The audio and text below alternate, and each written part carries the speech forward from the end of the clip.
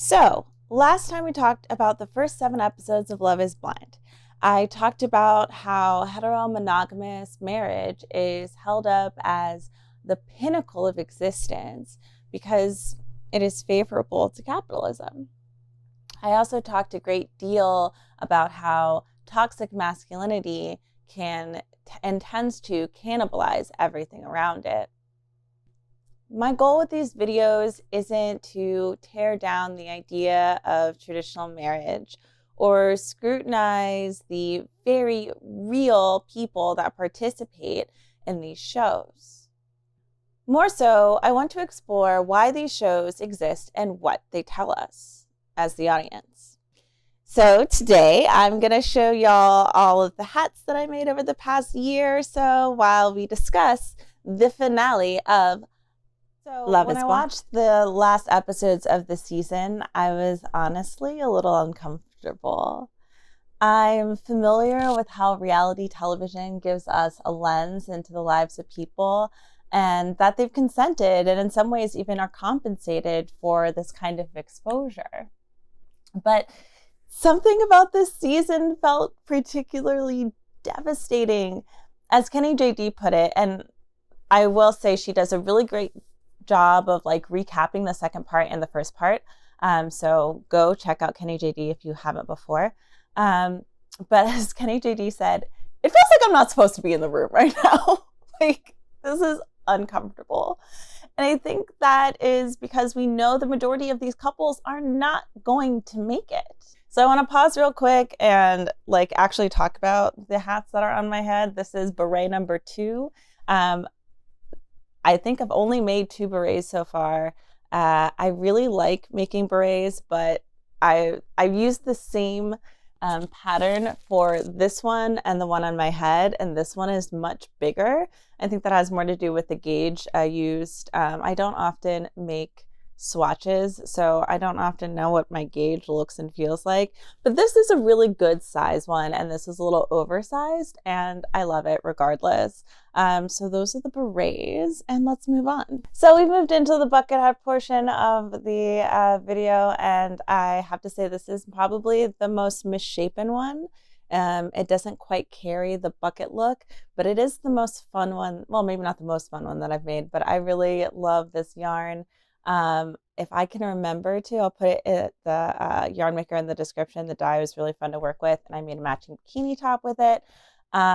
It's a fun one. I like it. So yeah, I'm gonna continue to talk, and you're gonna see more bucket hats. Arguably, Love is Blind is an experiment that worked for a handful of contestants, most notably Lauren and Cameron from the first season, who have nearly no public problems and are a wonderful example of how Cancers and Scorpios can exist in devoted harmony. But I always feel bad for the folks that are just so clearly not going to make it. Maybe it's the cringe factor that keeps us coming back for more. We knew Alexa and Brennan had it in the bag from day one, and I'm thankful for their representation of even-handed normalcy. Just fun enough to be entertaining to watch, just boring enough to not cause secondhand embarrassment. And we love Alexa for saying what needed to be said at the reunion, which brings me to the meat of the finale, or what I should say, the meatheads. So this hat is certainly the cutest. I love the checkerboard trend. I definitely want to make more of these. I really have been feeling dark green and orange. If you can see, my eyes my glitter is the same, matches this. That was kind of an accident, but this is definitely one of my favorite bucket hats that I've made, and I hope to make more like this. It's also made out of alpaca mohair adjacent yarn, and so it's very soft, and I'm so in love with mohair right now. And this isn't true mohair, it's a little bit thicker.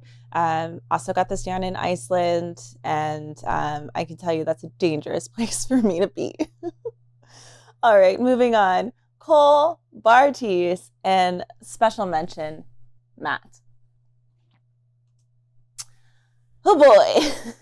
I noted in my last video that I could give some credit to some of the guys for seeming to learn their lessons like pretty fast. Matt seemed to be able to take accountability for not believing Colleen until he talked to Cole or saw the footage. But we still worry about Colleen, who maybe getting to know herself for the first time ever in her life. The fear in her eyes after being confronted with the pool scene at the reunion seemed to stem more from potentially hurting or causing pain for Zeneb rather than Matt. But there's just something about the way Matt seems to view his woman and relationships in general that give me big ick vibes. Folks mentioned how his body language during the finale seemed to crowd Colleen, but nothing he does seems to stand out beyond the fact that he was just obviously has not been to therapy about his previous jilted relationship. And it shows. Okay, here's the third bucket hat. I got this pattern from a catalog that I bought in Iceland, and I love it. It's so goofy. Like, I'm obviously never gonna use the yarn I'm recommended to use. It's always going to be something completely inappropriate. Again, with the alpaca mohair like yarn. I think it's called KOS. And then these hints of green are actual mohair. And it's so soft and it's so fairy-like and it's so GD goofy that I just I had to do it. I also made matching shruggies for these guys. Maybe I'll show you what those look like next time. I'm really into bucket hats and shruggies and just hats in general. So this is my little fairy bucket hat. I hope you like it. I think it's really cute. Bartiz really pooped the bed pretty hard on the altar with Nancy. We all know she deserved better. He didn't do her any favors by bringing up her stance on abortion to his family without warning her, and then she spent the majority of their time together worrying that he's not physically attracted enough to her. He does seem to come around in a big way in the final moments leading to the altar, but ultimately, however, he says no, because of course he did. Nancy's family could see that he wasn't ready for marriage, and they were prepared to handle that verbally should the worst happen. And Nancy handled herself very well in expressing that if he did not want her at the altar, she was not going to want him beyond it. It was revealed in the reunion that he found comfort in the arms of a blonde woman shortly after the wedding, further illustrating the point that maybe, just maybe, love isn't all that blind after all. Some have said that Bartiz got off scot-free during the reunion. And I will say I have been reading articles about what cast members have said since filming. And it was revealed that a lot of the criticism he got during the reunion was just cut from the final show. And that was probably largely due to Cole and the cuties. Oh boy, we all know Cole stepped in it when he had the audacity to have the conversation with Colleen at the pool party. But at the altar, it was surprising to me that Zeneb had a possible yes still on the table. Yeah, there was footage of her nagging him, but honestly, what I felt like I was watching was two people that are in very different stages of life and maturing very differently. And trying to combine their lives without much understanding of how different they really are. So then there's the cuties incident. And firstly, I want to commend the women on this season for having each other's back. Alexa, Nancy, and Raven stepped up and backed up Zeneb when they could, and it was good to see that kind of solidarity on screen. I'm seeing a lot of folks online defend baby Cole and how poorly Zeneb treated him. While I will say her words on the altar did not seem totally candid, she is a very thoughtful and level-headed person. It wouldn't be all that surprising to me that she did express herself on the spot at the altar the way she did, very well and very calmly, I might add, the same way that she expressed herself at the reunion. We all know these shows are heavily edited, and it's likely the sides of Cole that were more subconsciously critical of Zeneb's body were both dropped from the show and hard for him to see himself. He seemed blindsided by both her at the wedding and at the reunion, but I don't think that makes anything that she said any less true. The fact that the other women on the show were very ready to back up Zeneb and had come with receipts is very telling of the difference between how this man came off after editing and what those around him experienced in real life. I don't doubt that everything Zeneb said was truthful in her experience and that Cole needed to hear it. That man needs a mommy, not a wife. I obviously was not marked safe from the balaclava trend, although I think I'm going to refer to them as snoods. That actually sounds really funny. Snoods.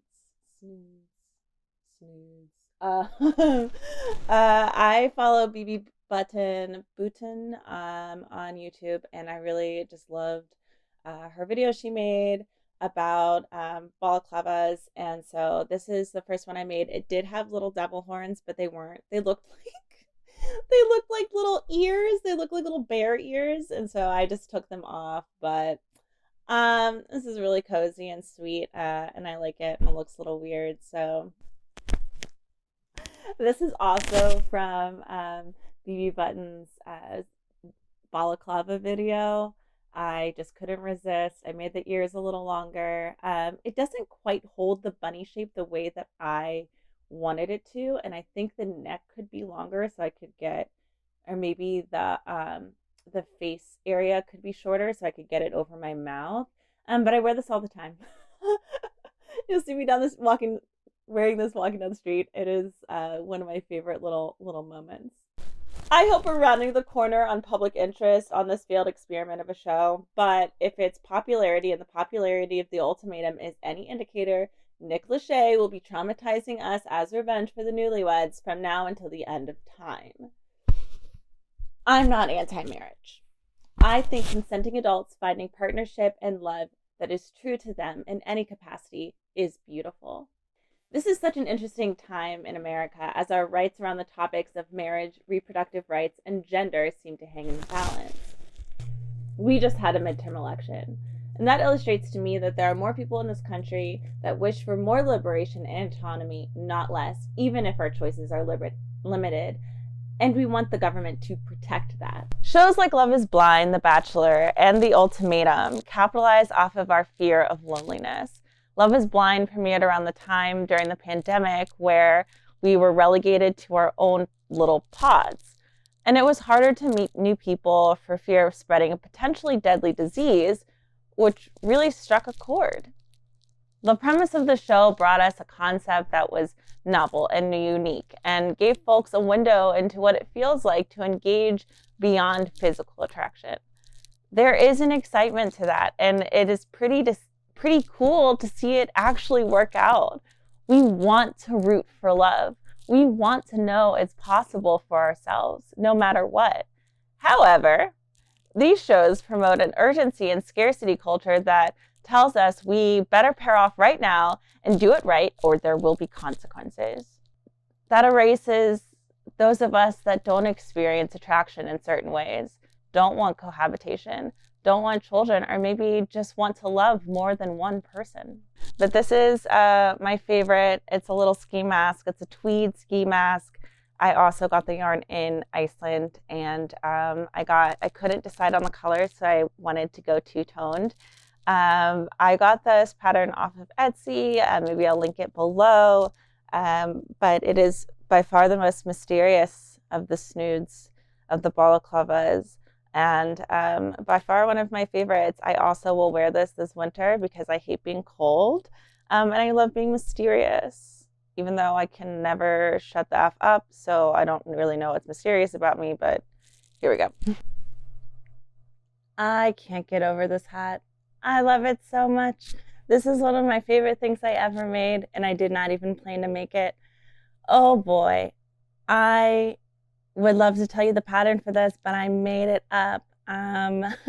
Big chunky knit, velvet, yarn, 16 gauge crochet hook.